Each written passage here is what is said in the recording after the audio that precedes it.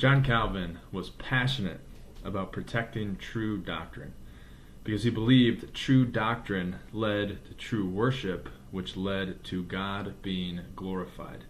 As John 4 teaches us, God desires worshipers who worship the Lord in spirit and in truth. And this passage today, he's writing about the proper understanding of church buildings, which I think is applicable for us today since we can't really go into our church building. He writes this: "Now as God by his word ordains common prayers for believers, so also there to be public temples wherein these may be performed.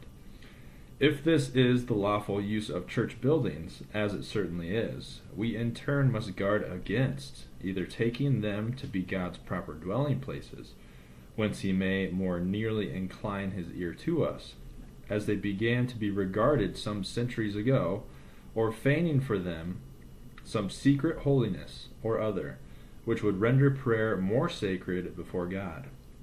For since we ourselves are God's true temples, if we would call upon God in his holy temple, we must pray within ourselves.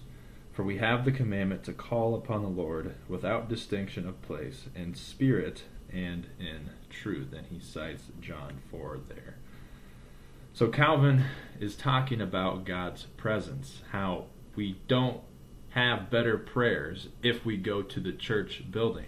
It's not like God will listen to us more closely if we're at this building. This was a big deal in his context because he saw these elaborate Catholic cathedrals with their statues of Jesus and Mary and Peter and James and John, and these very expensive cathedrals. And the kind of belief going on in the Catholic Church then is you had to go there and pray and confess to a priest for those confessions and those prayers to be heard. And Calvin is teaching two things here. He's first saying Jesus is our mediator, that Christ is the one that forgives us. We do not need to confess to a priest. And he's also saying that the presence of God dwells in us. So we think about a quick biblical theology of God's presence. We see God's presence in the Garden of Eden. We see God's presence leading the Israelites out of Egypt.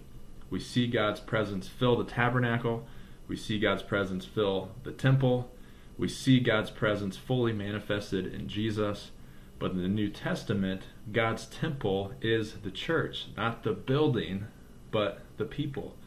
And therefore, our prayers and our worship can go up to God wherever we are. And during this time, I think that's really meaningful because our prayers and our worship are going up from our homes. But God still delights in our worship because we are God's temple. The Spirit of God dwells in us, which I think is just an amazing thing.